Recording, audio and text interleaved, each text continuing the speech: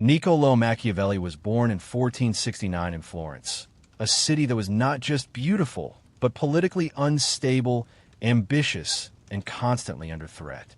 Italy at the time was not a unified country. It was a patchwork of city-states such as Florence, Venice, Milan, Naples, and the Papal States. These states competed with one another through alliances, betrayals, wars, and shifting loyalties.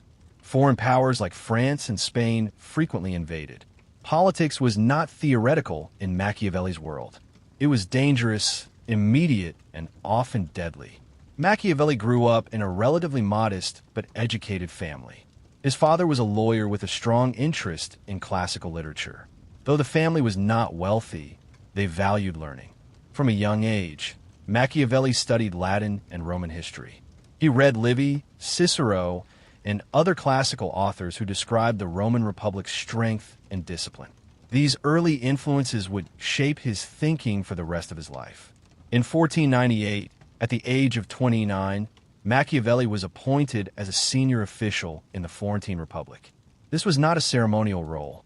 He became the second chancellor and later secretary to the Ten of War, a body responsible for military and diplomatic affairs.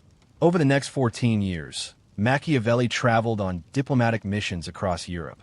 He met powerful rulers, including King Louis XII of France and Pope Julius II. Most importantly, he closely observed Cesare Borgia, the son of Pope Alexander VI. Cesare Borgia would become central to Machiavelli's political thinking. Borgia was ruthless, intelligent, and strategic. He used deception, violence, and calculated cruelty to consolidate power in central Italy. While many contemporaries saw Borgia as immoral and dangerous, Machiavelli saw something else.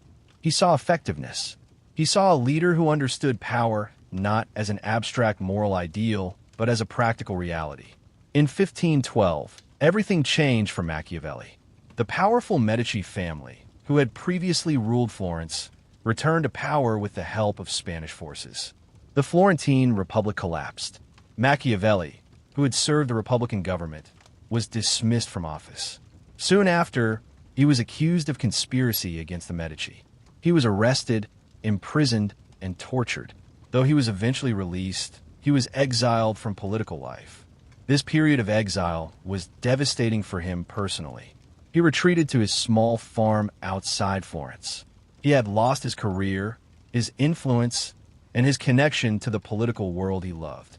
But this exile also produced his most famous work. In 1513, Machiavelli wrote The Prince. The Prince was not a long book, but it was sharp and direct. It was written as a practical guide for rulers, particularly new rulers who had recently acquired power. Machiavelli did not write about how leaders should behave in an ideal moral universe. He wrote about how they actually survive and maintain control in the real world. One of his most famous arguments is that it is better for a ruler to be feared than loved, if he cannot be both. Love, he argued, is based on obligation, and people break obligations when it suits them. Fear, however, is maintained through the threat of punishment. A ruler who relies solely on being loved risks losing authority when circumstances change. This statement shocked readers for centuries. Many interpreted it as an endorsement of cruelty. But Machiavelli did not advocate mindless violence. He distinguished between cruelty used effectively and cruelty used poorly. Effective cruelty, in his view, is swift, decisive, and limited. It establishes order quickly. Ongoing cruelty creates resentment and instability. Machiavelli also challenged the traditional connection between politics and morality. Medieval political thought often argued that rulers must embody Christian virtues such as mercy, humility, and honesty. Machiavelli observed that leaders who strictly followed these virtues often lost power to more ruthless rivals. He concluded that a successful ruler must learn how not to be good when circumstances demand it. This does not mean he rejected morality entirely. Rather, he separated private morality from political necessity. A ruler must appear virtuous, he argued, but must also be prepared to act against virtue when survival of the state is at stake. Another key concept in The Prince is virtue. This word does not mean virtue in the modern moral sense. For Machiavelli, virtue meant strength, skill, decisiveness, adaptability, and the ability to shape events. It was the quality that allowed a leader to control fortune rather than be controlled by it. Fortune, or fortuna, was the unpredictable force of events. Wars, betrayals, economic shifts, and natural disasters could change everything. Machiavelli believed that while fortune governs part of human life, strong leaders can shape circumstances through bold action. He famously compared fortune to a river that floods unpredictably. While you cannot stop the flood entirely, you can build dams and barriers in advance. The Prince was dedicated to Lorenzo de' Medici, likely in the hope of regaining political favor. It did not immediately restore Machiavelli to power. In fact, the book would not be widely published until after his death in 1527. Alongside The Prince, Machiavelli wrote Discourses on Livy, a much longer and more detailed work. In the Discourses, he expressed admiration for republican government, particularly the Roman Republic. Unlike The Prince, which focused on single rulers, the Discourses analyzed how republics maintain stability and civic strength. Machiavelli argued that conflict between social classes could strengthen a republic if properly managed. He believed citizen armies were superior to mercenaries who lacked loyalty and discipline. This reveals something important. Machiavelli was not simply a supporter of tyranny. He deeply valued republicanism, but he was realistic about the violence and instability surrounding him. Italy was fragmented and vulnerable. He believed strong leadership was sometimes necessary to create order. Machiavelli died in 1527, the same year Florence briefly restored its republic. He did not live to see a unified Italy. For centuries, his name became synonymous with manipulation and cold calculation. The term Machiavellian entered common language to describe cunning, deceptive behavior. Yet many modern scholars argue that Machiavelli was not celebrating cruelty. He was describing political reality without illusion. He stripped away comforting moral language and asked how power actually works. In a world of fragile states, competing interests, and human ambition, Machiavelli forced readers to confront an uncomfortable truth. Politics is not governed by deals alone. It is shaped by power, fear, ambition, and strategy. After writing The Prince in 1513, Machiavelli did not immediately become famous or influential. In fact, he remained largely sidelined from the political life he desperately wanted to re-enter. Florence was again under Medici control, and although he occasionally attempted to regain favor through letters and minor assignments, he was never fully restored to the powerful diplomatic position he once held. This frustration shaped much of his later thinking. He was no longer writing as an active statesman inside the machinery of government. He was writing as a sharp observer who had seen power up close and then been cast out of it. During his years in relative isolation, Machiavelli continued to write intensely. His Discourses on Livy, composed roughly during the same period as The Prince, reveal a much broader and more complex political philosophy. If The Prince reads like a manual for rulers trying to seize and secure power, the Discourses reads like a deep meditation on how republics rise, survive, and decay. In it, Machiavelli examines the Roman Republic in extraordinary detail, using ancient history as a laboratory for political analysis. One of his most striking arguments in the Discourses is that conflict between social classes can actually strengthen a state. Most political thinkers before him saw internal conflict as purely destructive. Stability, in their view, required harmony. Machiavelli disagreed. He believed that tension between elites and common citizens, if channeled through institutions, could produce laws that protect liberty. In Rome, he argued, the struggles between the Senate and the plebeians led to the creation of political offices and legal protections that made the republic stronger. Conflict was not necessarily a sign of decay. It could be a source of vitality. This idea reveals something often overlooked about Machiavelli. He was not obsessed with dictatorship. He admired energetic leadership, but but he also valued civic participation and republican liberty. His central concern was not whether power was held by one person or many. His concern was durability. What makes a political system survive external threats and internal decay? Machiavelli believed that corruption was the great enemy of republics. By corruption, he did not simply mean bribery. He meant the gradual decline of civic virtue, the loss of public spirit, and the replacement of common good with private interest. When citizens become passive, self-interested, or dependent, the republic weakens. For this reason, he supported laws that encouraged active civic engagement and even military service. He distrusted mercenaries deeply. In his experience, mercenary armies lacked loyalty and discipline. They fought for money, not for the survival of the state. He believed that citizen armies were essential to maintaining freedom. His views on religion were also pragmatic. Machiavelli recognized religion's power to unify and motivate people. In ancient Rome, he argued, religion strengthened civic discipline and obedience to laws. However, he was critical of the church of his own time, especially the political role of the papacy in Italy. He believed the church contributed to Italy's fragmentation by interfering in political unity while failing to create strong moral discipline. This criticism was bold and risky in a deeply religious society. Machiavelli's realism extended to human nature itself. He had a skeptical view of people's consistency and loyalty. He wrote that men are generally ungrateful, fickle, and self-interested. This was not simply cynicism. It was a conclusion drawn from observing political behavior over decades. Alliances shifted quickly. Promises were broken when convenient.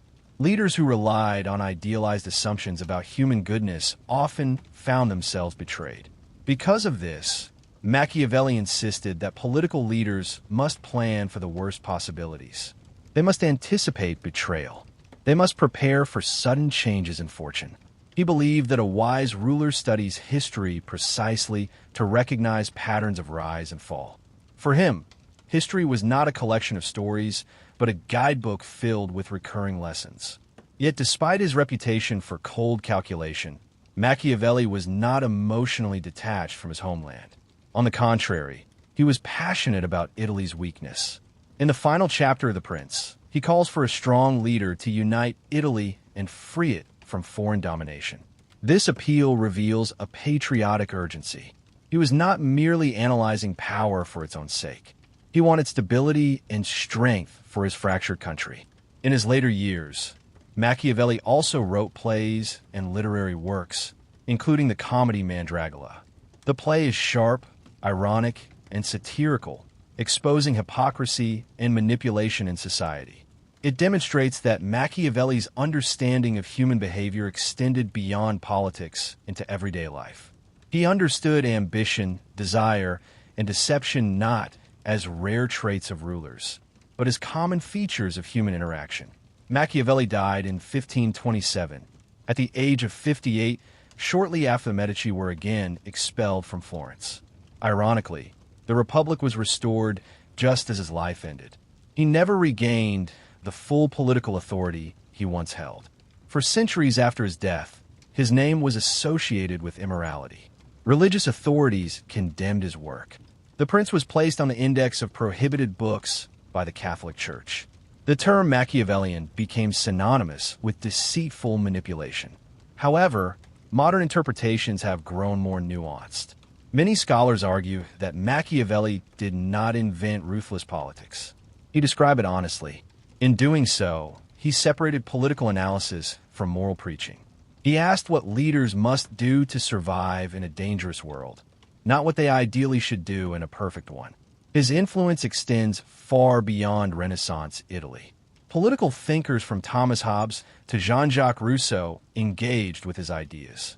Modern concepts of statecraft, realpolitik, and power politics often trace intellectual roots back to him. Even leaders who never read his works have acted in ways he would recognize. Machiavelli forces readers to confront an uncomfortable reality. Power exists. It is pursued. It is defended. It is lost. To ignore this reality is not noble, in his view, but naive. By the 16th century, after Machiavelli's death, Europe began to change in ways that would make his ideas even more relevant. Nation-states slowly grew stronger. Monarchies centralized authority. Wars became larger and more organized. Diplomacy became more professional. In this shifting landscape, the prince circulated quietly at first, then more widely, provoking fascination and outrage.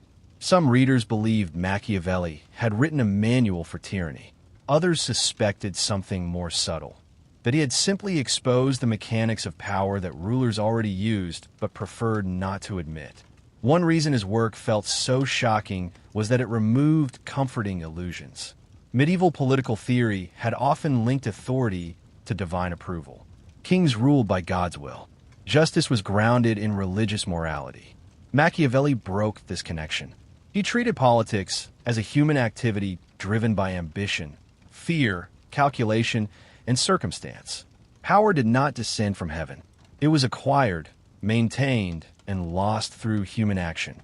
This shift marked the beginning of modern political thought. Machiavelli is often described as the first modern political theorist because he separated politics from theology. He analyzed states as systems with internal logic, not as reflections of divine order. In doing so, he laid intellectual groundwork for later thinkers like Hobbes, who would argue that strong authority is necessary to prevent chaos, and for later realists who viewed international relations as a competition for survival. At the heart of Machiavelli's thinking is his understanding of instability. He lived in a time when governments collapsed suddenly. Alliances shifted overnight. Foreign armies invaded without warning. From this experience, he concluded that stability is fragile. A ruler who appears secure today may be overthrown tomorrow. This constant uncertainty explains why he valued decisiveness and adaptability so highly. In his view, hesitation invites disaster. His concept of virtue becomes especially important here. Virtue is not moral goodness. It is energy, courage, strategic intelligence, and the willingness to act boldly when opportunity appears. A ruler with virtue shapes events rather than being crushed by them. Yet even the most capable leader cannot control everything. Fortune always plays a role. Machiavelli believed that fortune governs roughly half of human affairs, leaving the other half to human agency. This balance between unpredictability and control defines his worldview. Critics often accuse Machiavelli of encouraging manipulation and deception. It is true that he advises rulers to conceal their intentions when necessary.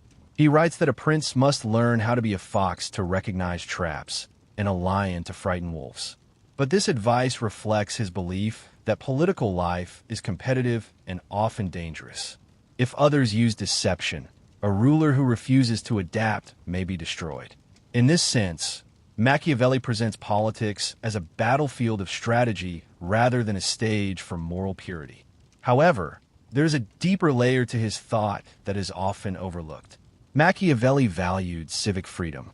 In the Discourses, he argues passionately for republican institutions that allow citizens to participate in governance. He admired Rome not because it was peaceful, but because it was resilient. Its institutions balanced ambition with accountability. Its citizens were prepared to defend their state. For Machiavelli, freedom was not softness. It required discipline and collective strength. His realism about human nature remains one of his most debated contributions. He believed that people are generally motivated by self-interest. They desire security, wealth, and recognition. They can be loyal, but loyalty is fragile. This does not mean he thought humans were incapable of greatness. Rather, he believed that political systems must be built with realistic expectations. Laws and institutions should assume that individuals will pursue their own advantage. Good systems channel that ambition into productive outcomes. Over time, the word Machiavellian took on a dark tone. It became associated with secret plots and ruthless ambition. Yet many modern political scientists view Machiavelli differently. They see him as a diagnostician of power rather than a promoter of evil. He described how states function under pressure. He acknowledged that moral compromises occur in politics. By making these realities explicit, he invited readers to think critically about leadership. His influence extends beyond political theory. In psychology, the term Machiavellianism describes a personality trait characterized by strategic manipulation and emotional detachment. In business and international relations, analysts sometimes speak of Machiavellian strategies to describe calculated negotiation tactics. Even popular culture often references his name when discussing power struggles. Despite his controversial reputation, Machiavelli was deeply shaped by his personal disappointments. He longed to return to public service. He wrote letters describing how he dressed formally each evening to converse imaginatively with the ancient writers he admired. He studied their works as if they were living mentors. This image reveals a different side of him, a scholar in exile, hungry for relevance, turning to history for guidance. As Europe moved toward modernity, Machiavelli's refusal to romanticize politics proved enduring. He insisted that leaders confront reality directly. He warned that weakness invites aggression. He argued that appearances matter as much as actions. A ruler must cultivate reputation carefully. Fear and respect must be balanced. Generosity must not bankrupt the state. Military preparedness is essential for independence. These insights, drawn from Renaissance Italy, continue to resonate in contemporary politics. Governments still struggle with balancing security and morality. Leaders still manage public perception while navigating unpredictable events. States still compete for influence and survival. Machiavelli did not offer comfort. He offered clarity. He forced readers to look at power without illusion, to accept that politics involves conflict, ambition, and compromise. In doing so, he transformed the study of government from moral philosophy into practical analysis. In the centuries after his death, Niccolò Machiavelli became something larger than a historical figure. He became a symbol. To some, he represented cold ambition, manipulation without conscience, and the idea that the end justifies the means. To others, he represented intellectual courage, the willingness to describe politics as it truly operates rather than how people wish it would operate. His legacy has always been divided between condemnation and respect, and that division itself reflects the uncomfortable honesty of his work. By the 17th and 18th centuries, European thinkers were wrestling with the formation of modern states. Monarchies were consolidating power, colonial empires were expanding, and religious wars were reshaping the continent. In this environment, Machiavelli's insights into statecraft gained renewed attention. Some rulers quietly absorbed his lessons about military strength and reputation management. Political theorists debated whether he was a teacher of tyranny or a defender of Republican liberty. Jean-Jacques Rousseau famously argued that the prince was not a guidebook for kings, but a warning to citizens, exposing the tactics rulers use so that people might recognize and resist them. During the Enlightenment, when reason and progress were celebrated, Machiavelli's realism seemed almost too stark. Yet even philosophers who rejected his tone could not fully dismiss his analysis. He had introduced a new way of studying politics, one grounded in observation, history, and practical outcomes rather than purely moral ideals. In this sense, he helped shift political thought into a more empirical direction. He examined cause and effect. He asked what actions produced stability and what actions led to collapse. In the 19th and 20th centuries, as nationalism and modern warfare intensified, Machiavelli's emphasis on military preparedness and national unity seemed prophetic. Italy itself finally became unified in the 19th century, centuries after his death. Many Italian nationalists viewed him as an early voice calling for unity against foreign domination. His closing appeal in The Prince, urging a strong leader to liberate Italy from invaders, resonated with those seeking to build a cohesive nation-state. At the same time, dictators in various parts of the world were accused of following Machiavellian principles. Whether fairly or not, his name became associated with authoritarian tactics.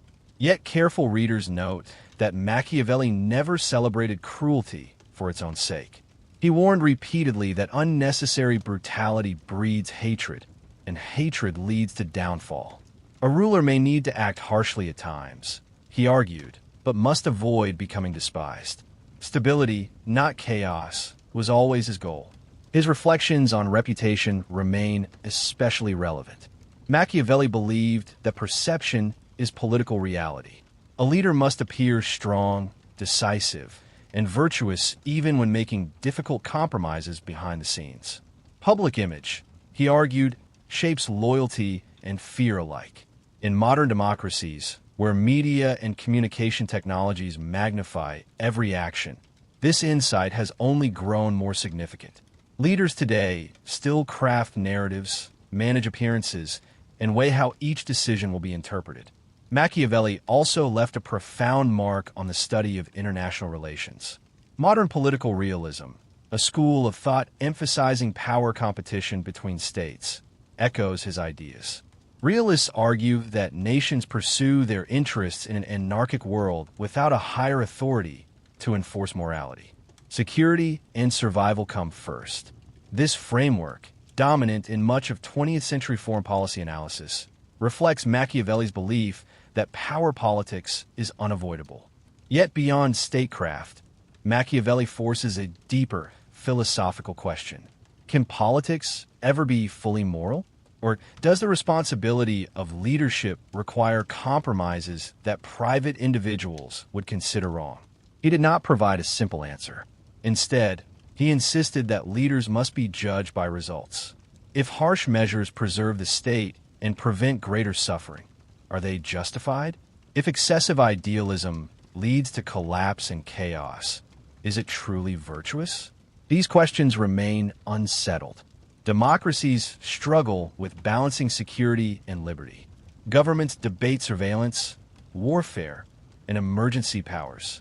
Each dilemma echoes Machiavelli's central tension between ethical aspiration and political necessity. Despite his reputation, Machiavelli was not detached from human emotion.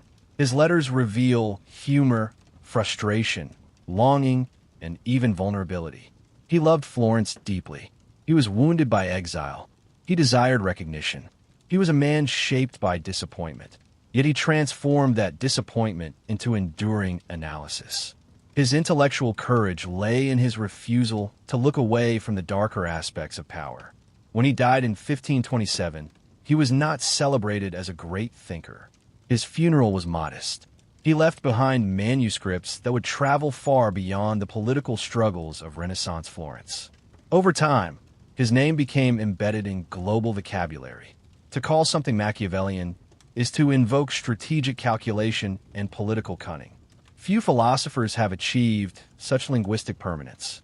And yet, beneath the label, his core message remains consistent. Politics is not a realm of pure ideals.